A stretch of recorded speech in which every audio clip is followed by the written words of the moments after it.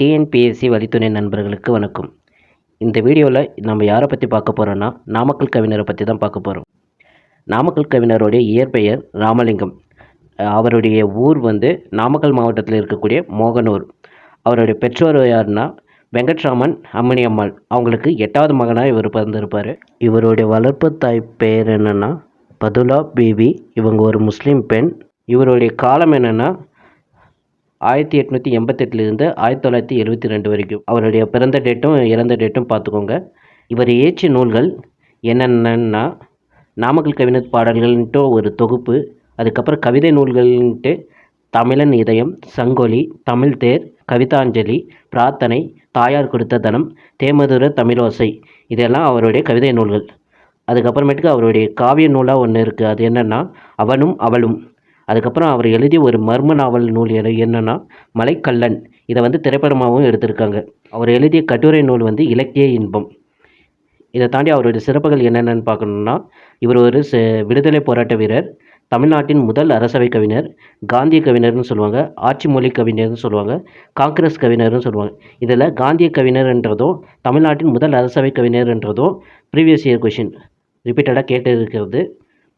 அதில் இவர் யாருடைய அவையில் இவர் முதல் அரசவை கவிஞராக இருந்திருப்பாருன்னா, யார் இவரை நியமிச்சிருப்பாருன்னா ராஜாஜி தான் நியமிச்சிருப்பார்.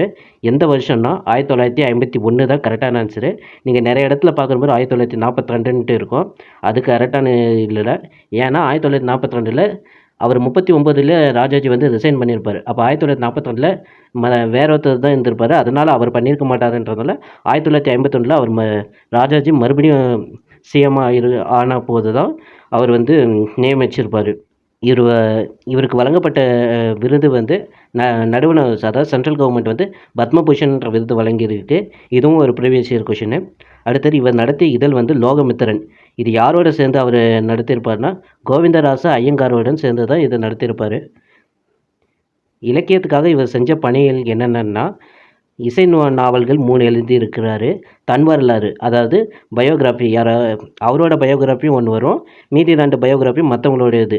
இந்த மாதிரி பயோகிராஃபி எழுதுறது ஒரு 3, மொழிபெயர்ப்புகள் 4, புதினங்கள் 5, சிறுகாப்பியங்கள் 5, இலக்கிய திறனாய்வுகள்ன்றது 7, கவிதை தொகுப்புகள் 10, கட்டுரைகள் 12ன்ட்டு இது எல்லாமே இலக்கிய பணியாக அவர் செஞ்சுருக்கார். அடுத்தது இவரை பற்றின மற்ற சிறப்புகள்ன்ற பார்க்கும்போது, இவர் சட்ட மேலவை உறுப்பினராக இருக்கும்போது தான் இவர் அரசவை கவிஞராக இருப்பார். தமிழ்நாட்டுடைய சட்ட மேலவை உறுப்பினராக இவர் இருந்திருக்கிறாரு. அதுக்கப்புறம் இவருடைய சுயசரிதை நூலுடைய பேர் என் கதை அப்படின்ற டைட்டில் எழுதியிருப்பார். 11 தலைப்புகளை தொகுத்து தான் அந்த நாமக்கல் கவிஞர் பாடல்கள்ன்றதை உருவாக்கியிருப்பாங்க. அந்த 11 தலைப்புகள் என்னென்னா தெய்வ திருமலர், தமிழ் தேன்மலர், காந்தி மலர், தேசிய மலர், சமுதாய மலர், பெரியோர் புகழ் மலர், திருநாள் மலர், சிறுகாப்பிய மலர், இசை மலர், அறிவுரை மலர், பலசுவை மலர். இதில் தெய்வ திருமலரும் சமுதாய மலர், அதுக்கப்புறம் இசை மலர், பலசுவை மலர், இந்த டாபிக்லாம் ப்ரீவியஸ் இயர் கொஷனில் ஒரு இடத்துல இடம்பெற்றிருக்கு. அதுக்கப்புறம் இவர் முத்தமிழிலும் ஓவியக்கலையிலும் வல்லவர்னு சொல்கிறாங்க. இவர் வரைஞ்ச முதல் ஓவியம் ராமகிருஷ்ண பரமஹம்சர், அதாவது விவேகானந்தருடைய குருவை தான் அவர் ஃபஸ்ட்டு ஒரு படமாக வரைஞ்சிருக்கிறாரு. அதுக்கப்புறமேட்டுக்கு இவர் 5ஆம் ஜார்ஜுக்கு பாரத மாதா முடிசூட்டுவது மாதிரி ஒரு ஓவியம் வரைஞ்சிருக்கிறாரு. அதுக்காக தங்கப்பதக்கமும் வாங்கியிருக்கிறாரு. 1932 உப்பு சத்தியாகிரகத்துக்காக அதில் பார்ட்டிசிபேட் பண்ணதுனால இவர் ஓராண்டு சிறை தண்டனையும் கொடுத்துருக்காங்க. அதே உப்பு சத்தியாகிரகத்தில் ஒரு பாட்டும் பாடியிருப்பார். கத்திஞ்சி ரத்தம்ஜின்ற ஒரு பாட்டும் இவர் பாடியிருப்பார். சாகித்ய அகாடமின்றது எழுத்தாளர்களுக்கு விருது வழங்கக்கூடிய ஒரு அமைப்பு. இதில் தமிழ் எழுத்தாளர்களை தேர்ந்தெடுக்கிறதுக்கான பிரதிநிதிகளில் இவரும் ஒரு பிரதிநிதியாக இருந்திருக்கிறாரு. அப்புறம் தமிழ்நாடு அரசு இவருக்காக என்னென்னலாம் பண்ணியிருக்குன்னா, நாமக்கல் மாவட்டத்தில் இவருக்குன்னு ஒரு நினைவு இல்லத்தை ரெடி பண்ணியிருக்கு. தலைமைச் செயலகத்தின் 10 மாடி கட்டிடத்திற்கு இவரது பெயர் வைத்துள்ளது. அதாவது தலைமைச் செயலகம்ன்றது ஒரு கேம்பஸ்னால், அந்த கேம்பஸ்குள்ளே இருக்கக்கூடிய ஒரு கட்டடத்துக்கு பேர் தான் இவரோட பேர் வச்சுருக்காங்க, நாமக்கல் கவிஞர் மாளிகைன்ட்டு. இந்த மாளிகையில் தான் இப்போ இருக்கக்கூடிய செக்ரட்டரியேட்டோட ஒர்க் எல்லாமே அங்கே பார்க்குறாங்க. அதுக்கப்புறம் இவரை பற்றின புகழுரைகள் ராஜாஜி என்ன சொல்லியிருப்பாருன்னா, திலகர் விதைத்த விதை பாரதியாக முளைத்தது, காந்தி தூவிய விதை நாமக்கல் கவிஞராக தோன்றியது. அப்புறம் பாரதியார் என்ன சொல்லியிருப்பார்னா, பலே பாண்டியா நீ ஒரு புலவர் என்பதில் ஐயமில்லைன்ட்டு சொல்லியிருப்பார். மேற்கோள்கள், அதாவது இவர் பாடின பாட்டில் இருக்கக்கூடிய லைன்ஸ் எல்லாம் என்னென்ன இருக்குதுன்றதை ஒரு ஷார்ட்டாக பார்த்துக்கலாம். இது வெறும் படித்து தான் காட்டுவேன். இது என்னென்ன லைன்ஸ் இருக்குன்ற நீங்கள் ஒரு வாட்டி பார்த்துக்கோங்க. கத்தியின்றி ரத்தமின்றி யுத்தம் ஒன்று வருகிறது, சத்தியத்தை நித்தியத்தை நம்புயாரும் சேருவி. இது வந்து உப்பு சத்தியாகிரகத்துக்கோசரம் அவர் எழுதின பாடல் தான் இதுவும் ஒரு ப்ரீவியஸ் இயர் கொஷினாக கேட்டிருக்காங்க. அடுத்தது, தமிழன் என்றொரு இனம் உண்டு, தனியே அவருக்கு ஒரு குணம் உண்டு, அமிழ்தம் அவனது மொழியாகும், அன்பே அவனது வழியாகும். இந்த லைன்ஸில் அந்த முதல் 2 லைன்ஸும் ப்ரீவியஸ் இயர் கொஷினாக கேட்டிருக்காங்க. இந்திய நாடு இது என்னுடைய நாடு என்று தினம் தினம் நீ எதை பாடு. இதுவும் அவர் எழுதிய ஒரு தேசிய மலரில் இடம்பெற்று இருக்கக்கூடிய ஒரு லைன் தான் இது. பாட்டாளி மக்களது பசி தீர வேண்டும், படம் என்ற முகத்தின் விசை தீர வேண்டும், கைத்தொழில் ஒன்றை கற்றுக்கொள், கவலை உனக்கில்லை ஒத்துக்கொள், அன்பும் ஆர்வமும் அடக்கமும் சேர்ந்து உண்மைத்தன்மையும் உறுதியும் மிகுந்தும். இந்த லைன் வந்து பெண்மைன்ற தலைப்பில் 9th ஓல்டு புக்லேயும் இந்த பாடல் கொடுத்துருப்பாங்க. அது பின்னாடி நம்ம பார்ப்போம். கூட்டுறவில் சேருங்கள், கூடி வாழ பழகுங்கள். இதுவும் அவர் எழுதின நூல். தமிழன் என்று சொல்லடா, தலை நிமிர்ந்து நில்லடா, புரட்சி வேண்டும் புரட்சி வேண்டும். இதுவும் அவருடையது தான். காந்தியை மறக்காதே, என்றும் சாந்தியை இழக்காதே, காந்தியம் நம் உடைமை, அதை காப்பது நம் கடமை. இது எல்லாமே அவர் எழுதின லைன்ஸு தான். ஸ்கூல் புக்கில் இருக்கக்கூடிய டேட்டாஸ் பார்க்கலாம்.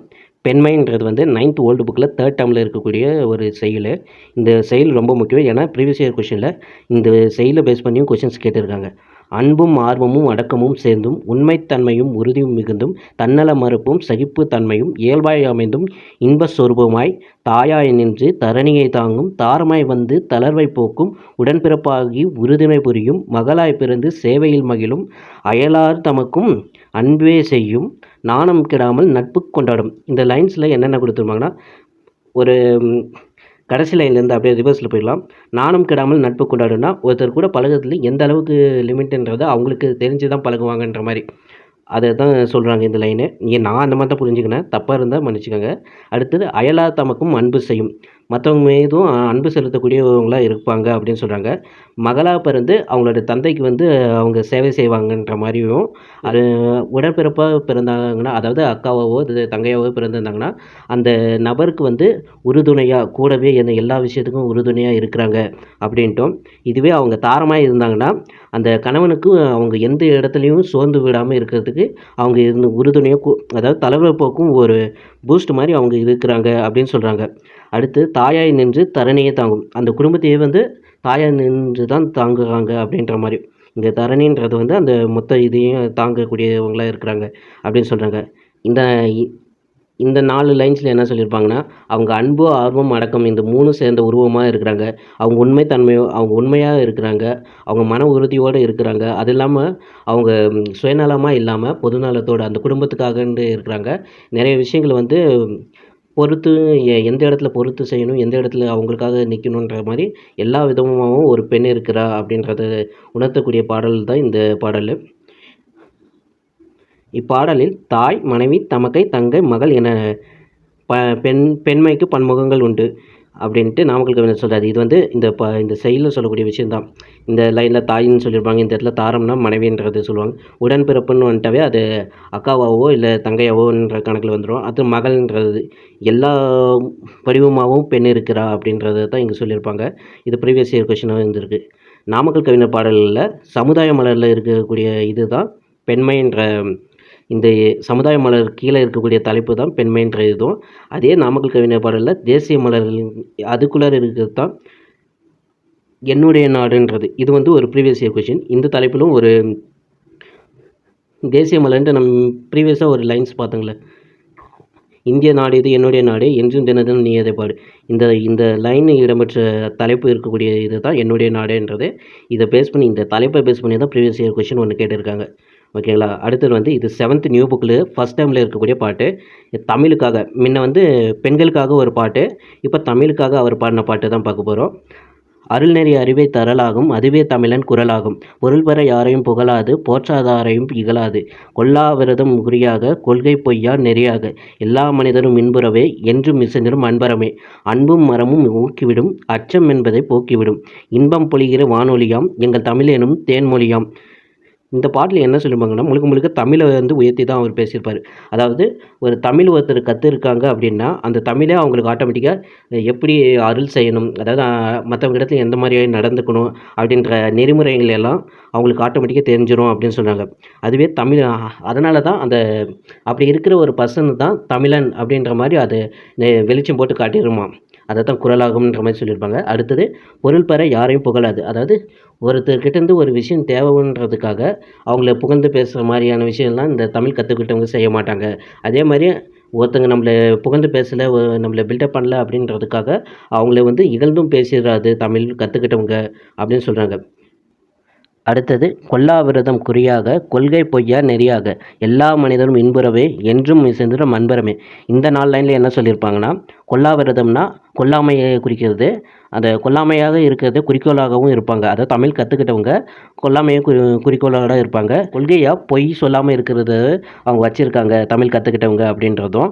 அதே சமயம் எல்லா மனிதரும் இன்புறவே என்றும் சென்றும் அன்பரமே. இந்த லைனில் என்ன சொல்லியிருப்பாங்கன்னா, எல்லா மனுஷங்களும் சந்தோஷமாக இருக்கணும்னா அன்பும் அறனும் எல்லாரும் செய்யணும். அன்பாகவும் அறத்துடனும் இருக்கணுன்றது இந்த லைன் சொல்லுது.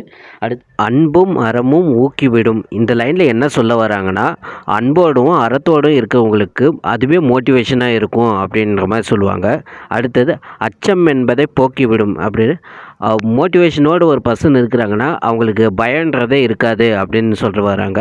அடுத்தது இன்பம் பொழிகிற வானொலியாம் எங்கள் தமிழெனும் தேன்மொழியாம். அதாவது ஒரு வானொலின்னா என்ன, ரேடியோவில் கேட்கக்கூடிய அந்த இது வந்து ஒரு விஷயம் வந்து ஹாப்பி நியூஸாக இருக்கும். அதாவது தமிழை கற்றுக்கிட்டாவே அது ஹாப்பியாகவே இருக்கும். அது கற்றுக்கிறதானது எப்படி இருக்குன்னா, இது தமிழ் மொழின்றது வந்து ஒரு தேன் மொழின்ற மாதிரியும் இந்த லைனெல்லாம் சொல்லியிருக்காங்க. காந்தியடிகளின் அதாவது இவர் வந்து காந்தியடிகளின் கொள்கையை பின்பற்றியதுனால தான் இவருக்கு காந்திய கவிஞர் என்ற பேர் கொடுத்துருப்பாங்க. அவ்வளோதான். இந்த நாமக்கல் கவிஞரை பற்றின டேட்டாஸ் இது முடிஞ்சிருச்சு. இந்த வீடியோவில் நம்ம எதெல்லாம் கவர் பண்ணியிருக்கோம்னா, new book, old book, government material, அப்புறம் ப்ரீவியஸ் இயர் கொஷின் இதெல்லாம் கவர் பண்ணியிருக்கோம். டாபிக் வைஸ் வீடியோ போடுறேன்னு சொன்னல, அந்த வீடியோ தான் இந்த ஃபார்மேட்டில் தான் அந்த வீடியோஸ் எல்லாம் இருக்கும். இந்த ஃபார்மேட்டு உங்களுக்கு ஓகேவா, இல்லை இதில் ஏதாவது சேஞ்சஸ் பண்ணணுமான்ட்டு நீங்கள் கமெண்ட்டில் சொல்லுங்கள். அப்புறம் நம்ம கரண்ட் அஃபேர்ஸ் வீடியோஸும் போட்டுக்கிறோம். அது வீடியோஸ் வந்து ஷார்ட்ஸில் போட்டுட்ருக்குறோம். அந்த ஷார்ட்ஸை நீங்கள் ரெகுலராக செக் பண்ணிக்கோங்க. இந்த வீடியோ உங்களுக்கு யூஸ்ஃபுல்லாக இருந்துச்சுன்னா உங்கள் ஃப்ரெண்ட்ஸுக்கு ஷேர் பண்ணுங்கள், லைக் பண்ணுங்கள், கமெண்ட் பண்ணுங்கள், அப்புறம் சப்ஸ்கிரைபும் பண்ணுங்கள். Thank you guys.